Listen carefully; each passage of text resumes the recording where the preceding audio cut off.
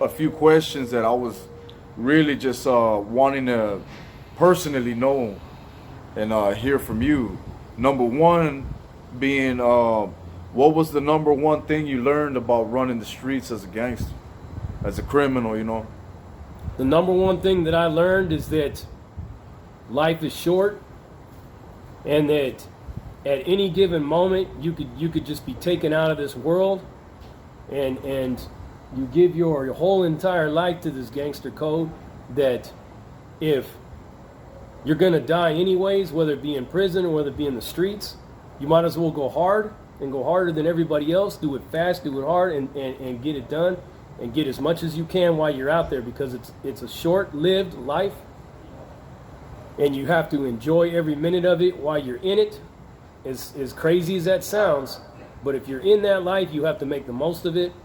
And I learned that there's very few people that you can trust, and in the end, you know, it really basically lets you know how small you are, how small of a fish you are in a big pond, because there's just so many heavy duty players that are in the game all over the country, all over the world, that are involved in one thing or another, you know.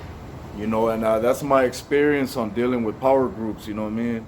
Because when I was running with my affiliation and witnessing other people run through their affiliation, it's like, you know, it all revolves around the mighty dollar, crime, you know, selling dope. It's a real cutthroat thing to where you really can't trust nobody, man, because you're dealing with a bunch of people that not living right, first and foremost. You know, when you're not living right, that's what's gonna happen, you know, time and time again. It's my experience, you know what I mean? You selling dope together, you hitting licks together, you getting high together, drunk together. There's just, you know what I mean? It's a recipe for a disaster, in my point. So, which leads me up into the next question is, what is the number one thing that you learned from your life in the penitentiary? I learned that, you know, that everybody has their own self-serving agenda in there. And although we may be like considered united in order for the common struggle and you know, the power and control of things and safety and numbers and all that, but when it really gets down to it, the only person you really have to depend on is yourself. And the only people that truly have your back in the end is your family that is out there. They're the ones that will always have your back to the end.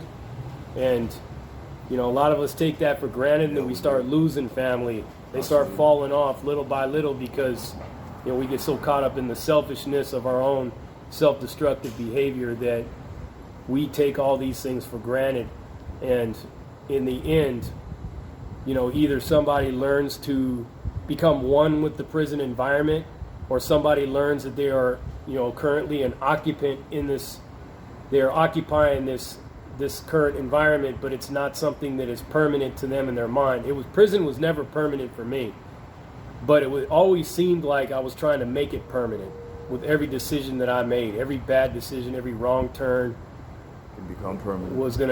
it would become permanent at some point. And I was lucky that I didn't make it permanent this last time. I was lucky, but you know, that was it. I mean, it's basically it. If anything was to happen again at this point, you know, they'll probably just wash me. And you know, on the way up here, I was contemplating these questions, and I actually asked them to myself. I was like, how would I answer that? And I answered that the number one thing I learned in prison is, you know, you're by yourself, you know. Yeah. That you're all alone, you know what I'm saying? That mind your own business, basically. You know what I'm saying? And mind your own business, handle your business. You know, so the more to yourself you can stay, the longer you'll avoid any kind of issues.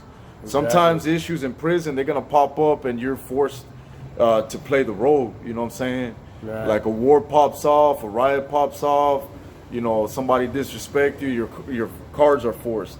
So you handle your business in that case. Exactly. But the number one thing I learned is that I was alone, and that mind my own business was the number one thing, you know.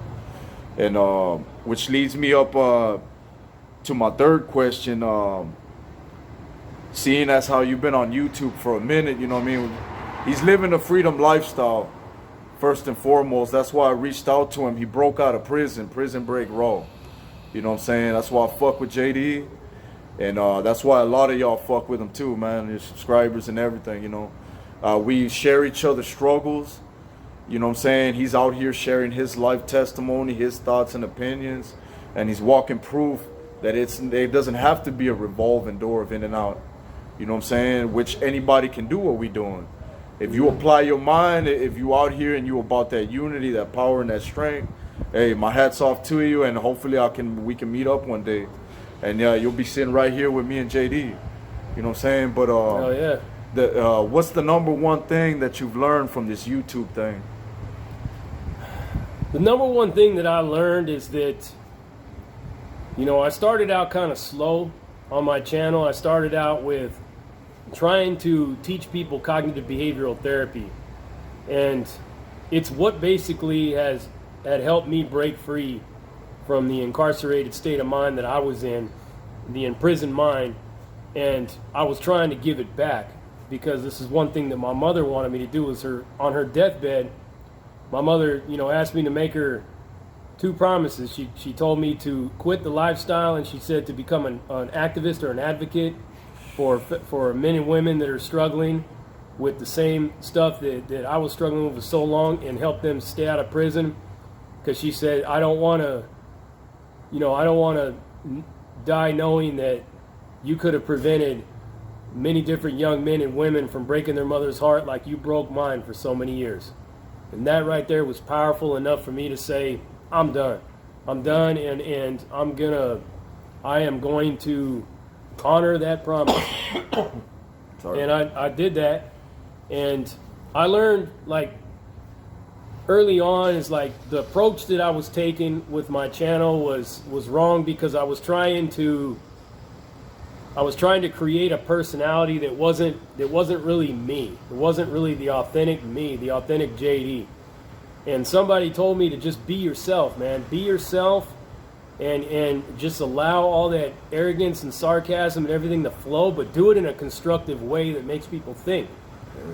So everything that I do, as harsh as it may be to some people or directed at some people, there is always a constructive, positive element in the underlying surface that basically says that I am coming at you like almost like a drill sergeant. I'm coming at you with brutal honesty, and I'm giving you some of the negativity that you're putting out, whether in any way, shape, or form that you are putting it out, or whoever else is putting it out.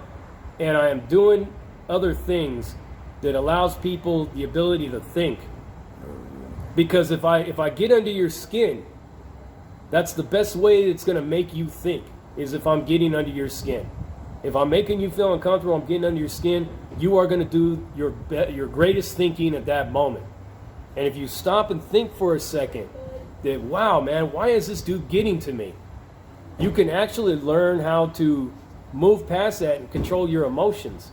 That's how I learned how to break free. I mean, when I went through cognitive behavioral therapy, I mean, they put me through the ringer, man. You think I'm bad. Some of these people that came at me and some of the things that I was forced to hear, and not jump up and break somebody off something vicious with a 2-piece, 3-piece, 5-piece, straight knockout punch, was that I started to think that, you know what? Why is this making me feel some kind of way? Why is what this person is telling me making me feel this way? Maybe it's because there's some truth to it.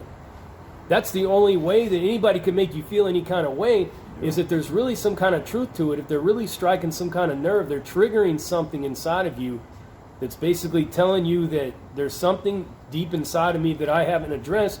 It's being in your blind pain. And it's something that's in your blind pain is what you really need to work on, because those are the things that actually keep you caught up in a trap, in that web. Without even knowing it. Right. Yeah. So would you say that one of the biggest lessons that you've gotten off this YouTube is that you just got to be yourself, you know? You just got to be your authentic self. No matter how much, you know, you may get under somebody's skin, no matter how abrasive or arrogant you may be, or no matter how like stay in your lane. bubbly, That's a perfect saying right yeah, there. Yeah, no matter stay if in you're, your lane, if you're bubbly or happy and giggling and laughing and stuff like that, if that is your personality, don't try to change it for anybody, to appease anybody. Be an individual. Keep your sanity too, man, because one of the biggest things that I've learned personally off of this YouTube thing is that not everybody's gonna like your shit, man. You know what I'm saying? It don't matter who the fuck you is, man. You can be Michael Jackson, you know what I'm saying? You can be Jesus Christ himself, man. Not everybody's gonna like your content, bro. And that's all right. You're gonna get haters, man. When you start coming out here speaking to the nation, speaking to the world, YouTube is global. Right. This damn video can go anywhere, man. Not everybody's gonna be feeling what we spitting right now. But you know what I'm saying? People that share our struggle, I hope that you guys can respect what we spitting, man. What we coming at you with. Because we share the same struggles. There's no reason why you should hate anything we got to say. You know what I'm saying? There ain't no reason why you should be hating on somebody that came from the lifestyle that you was living or that you left yourself. You know what I'm saying? I ain't got no respect, no love for no haters, man. Anybody, you know what I'm saying, hating on another man for some petty shit, for whatever reason you got, I don't got no respect, no love for that, man. And you know what I'm saying, if I ever, you know what I'm saying, JD can relate to this. You know, any man can relate to this. You bring that hate to my face, we gonna handle it like man, bro. So off of the YouTube, what I learned is that negative comments are gonna come whether I want them to or not. You know what I'm saying? And that I can't just be worried about one video. I gotta keep the content rolling. Consistency. So which leads me up to my next question, building up to this next one. And this is the most important question out of all of them, man. What's the number one lesson in life in general that you've learned? Number one lesson in life that I've basically learned is that we are here living in the moment, here and now. And a lot of people, you know, think towards the future, or they think towards when they die, or if they're storing up enough good karma to go to heaven. To basically, to dwell on the past, it does you no good. To dwell on the future, it does you no good to dwell on when you're gone. The best thing that you can do, and the greatest lesson that I learned in life, is to live in the moment and work towards making my tomorrow better than it was today. Beautiful. By living in the moment. Beautiful. And that doesn't mean live in the moment and cause havoc, you know what I mean, to fuck your life up. Because notice how he said, live in the moment in a way that's going to help my tomorrow, make my tomorrow better. Exactly. You know what I'm saying? It wasn't just, let me live in the moment and however comes my way. Right. You know what I'm saying? So there's definitely some preparation for tomorrow, even though you don't want to live in tomorrow. That's basically one of the biggest lessons that I learned in my life, is that life ain't forever, man. You know, even though we thinking like, we as men or as humans, we tend to think that we are actually a lot more than we really are. You know what I'm saying? Everybody's a gangster until they hit their freaking knee against a table or something. Then they're like, oh, shit. You know what I'm saying? Or they're sitting in front of a federal judge and he's getting ready to read them off 20 years of sentences. And then they start crying like little babies. I've seen I don't know how many of them. So long story short is we, you know what I'm saying, we're mortal humans, man. You know what I'm saying? So don't ever get your head too pumped up to where you feeling like, you know what I'm saying, you're just going to live forever and you're untouchable, man. You know, have some kind of humility to you, man. And definitely one of the biggest lessons in life that I've learned is that money's not everything, man. You know what I'm saying? I've learned to value organizational brotherhoods a lot more now that I've had this revelation, you know. And I've actually learned to appreciate people a lot more and reach out to people that, you know what I'm saying, I didn't have before.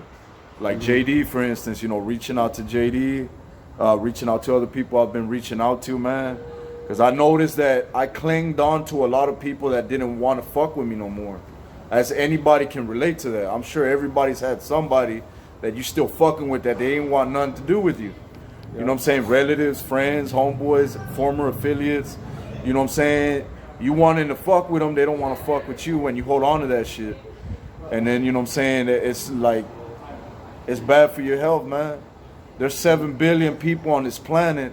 You don't gotta keep messing with the same knuckleheads that don't want none good for you, that always talking behind your back when you turn around, that hating on you. You know what I'm saying? That, you know what I'm saying, they just plotting up against you. They ain't got nothing good for you. They're just trying to mislead you and shit like that.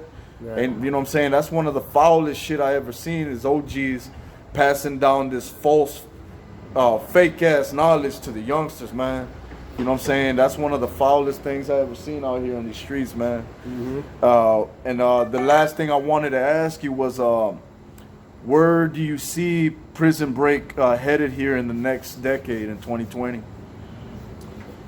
Well, there's a lot of things that I have like in the agenda, branch out into more social issues that affect everything, because like I said, Prison Break Raw is all about breaking people free from that incarcerated mindset, that imprisoned mind. And it could be anything. You don't necessarily have to be doing time in a facility to be actually in prison. Everybody's in prison to something in this world. And starting to touch on some more social issues, stuff to make people think. I want to start getting into podcasting. Hopefully, I might be getting out into Patreon here before too long. I might explore seeing how that works out. Getting out and kind of like exploring the country and just talking to regular people out there in the streets and seeing how like people's lives are affected by poverty, incarceration, disparagement, whatever, drug abuse, substance abuse. And I just want to basically, be kind of like the harsh truth to a lot of people that no matter what the circumstances are, you can always create something better for yourself if you believe in yourself. And that's first and foremost. And I want to take this show to the next level. I know I don't put out videos as much as I should and as much as a lot of people want me to, but I do work a very demanding job. And I'm going to put forth more time and start structuring my life. 2020 is coming, and there's going to be a lot of exciting things coming. A lot of pretty interesting topics are going to be talked about on Prison Break Raw. Some stuff that might make some of you mad, some stuff that might make some of you glad, and some stuff that might make you sad. But it's going to be there. But there's going to be some stuff that's going to make you think as well. And for the most part, as long as I am making a difference in at least one person's life that is watching my channel, then I've done my job, and I've effectively served the promise that I left to my mother that I will do that. So if I'm a positive influence on just one of yous out there, then I'm doing something right. I'm doing something right. Yeah. And you know what I'm saying? I respect what you said about that, you know what I'm saying? Like networking with people and continuing to grow and meet up with different people out there. Because that's actually what I got planned for Freedom Lifestyle. Right. You know what I'm saying? It's to link up with all my former convicted felons that are pushing past the gangster lifestyle. You know what I'm saying? That are reformed, got a renewed mind, and are coming out here trying to do something positive. Not only for themselves, but for everybody around them. So that's exactly the kind of people I want to link up to. Come 2020, I'm all about collaboration. I want to meet as many people as I can that are rock solid, that are on the same page that I'm on. And we can become brothers, man. I'll fuck with you the long way, you know what I'm saying? And help out the community, give back to my organization that I left. Because even though I'm no longer an active affiliate, I still have ties to all the brothers, man, nationwide, and I still got love for the brothers globally. You know what I'm saying? But it's not just about us. It's what I've learned in this reformed state of mind, is that it's about the streets in general as a whole, every single affiliation. And even people that not affiliated, but they rock solid, they, you know what I'm saying? They gonna die out here for this injustice. If you about demanding justice and you ready to see some change in these streets, then I want you on the team. I want to be on your team. I want us to be on the same team. You know what I'm saying? Let us come together like me and JD are together right here, right now. This is where it starts. As small as this may seem, this little collaboration, This is huge. You know what I'm saying? This is where it starts. You know what I mean? You can't have a movement if you're not out here, you know what I'm saying, moving. So this got the 2020 is all about the revolution, man. We got some problems out here in the streets that have plagued the streets for many, many years. People, boys, you know, stuck in that mindset of going in and out of jail, in and out of jail. Juveniles getting lost to that same bullshit. We trying to break that cycle once and for all. And let, you know what I'm saying, all the child molesters and, you know what I'm saying, the sick, twisted individuals of society that don't want to get right, let them have the prison system. You know, Exactly. We're trying to break all the homies out of prison come 2020. If you on that righteousness, if you on that revolution, on the renewed mind, then we want to break you out of prison, man. Not just literally in the joint, but break you out of the prison of the mind, out of that lifestyle that's kept you in bondage, man. You know what I'm saying? Like, think about it. Just picture this, man. All the prisons in the United States cram-packed with corrupt politicians, corrupt police officers, with child molesters, rapists, you know, serial killers.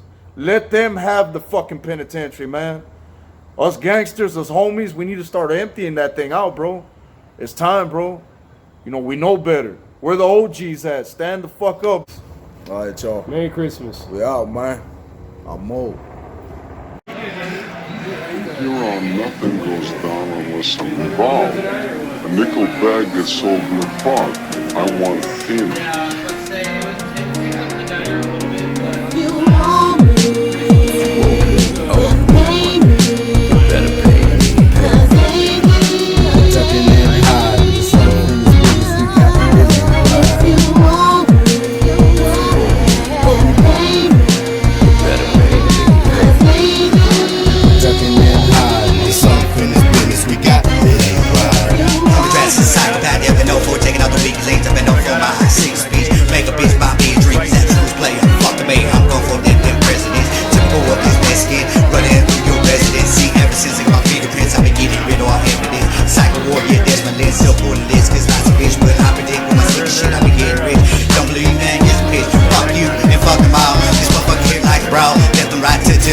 That's right, bitch, all laws. Tell them put me to patty wall, so I feel at home. Cycle with don't skits facts, so I'm never alone. And wanted me to be claimed low, then breaking thumbs, that's the way it goes.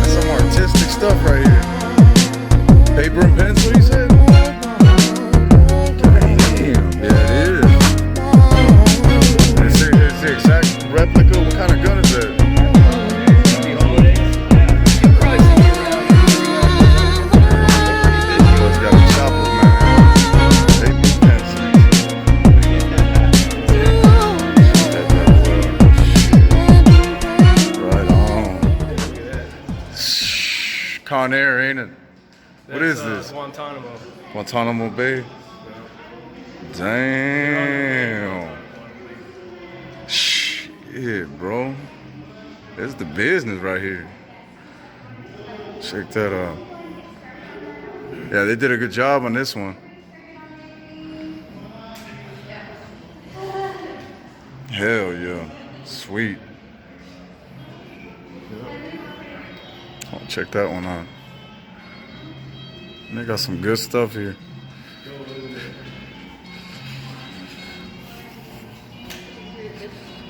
Now this is, I've stayed in this hotel a couple times. My first, actually stayed in this hotel 3 times. I had spent every birthday they give you a free night stay or $50 gift card to the restaurant, but I worked in the restaurant, so why would I want to take the room? Man, this spot is GQ, bro. Straight up. And this is like a gallery, right? Or I think it's called the gallery. Hell yeah. It's just, this is what it is, just a straight museum all the way through. Looks like they recently did all the art since I've been here last. Oh, heck yeah. Wait, that ain't no painting? It's just a picture, huh? Yeah. It might be a painting. I mean, you'd be surprised when people paint. There was pictures. That's a straight picture. Yeah, there was pictures in here that somebody had just painted, and they were so good they looked real. Dang.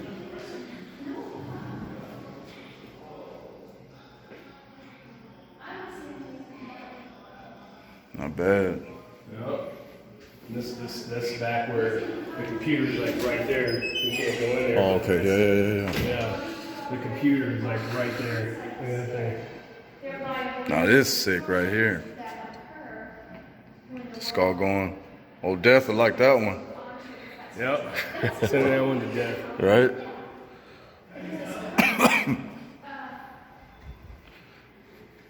Yeah. Guantanamo Bay? I don't What is know that? what that is. Was locked down, huh?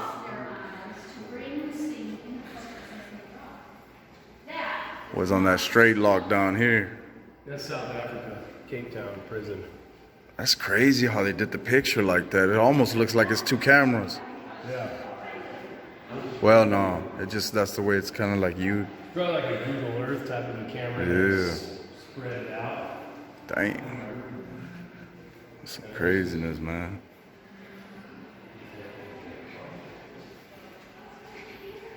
This is just different conference rooms. This is when the NBA comes here.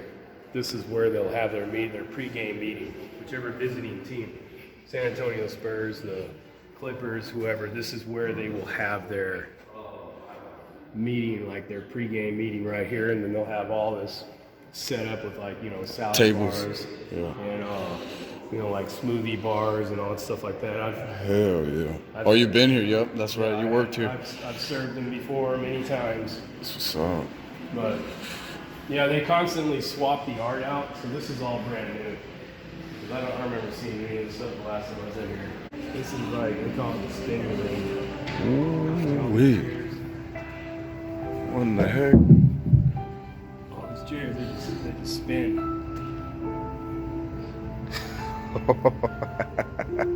We'll give this shit a try, man.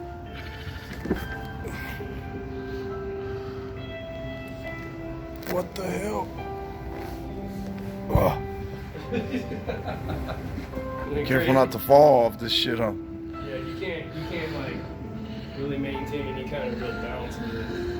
But you won't fall out of it either. This shit's crazy, man. I've never seen one of these. It almost feels like one of them trompos Yeah, you won't. and tops. You won't fall out of this thing. And you can make it go like a lot faster, depending on like how good your ab muscles are. But it is kind of a workout to try to push yourself up. This shit is crazy, man. Easy after a while, huh? Hell yeah. The top chairs. That's what's up, man.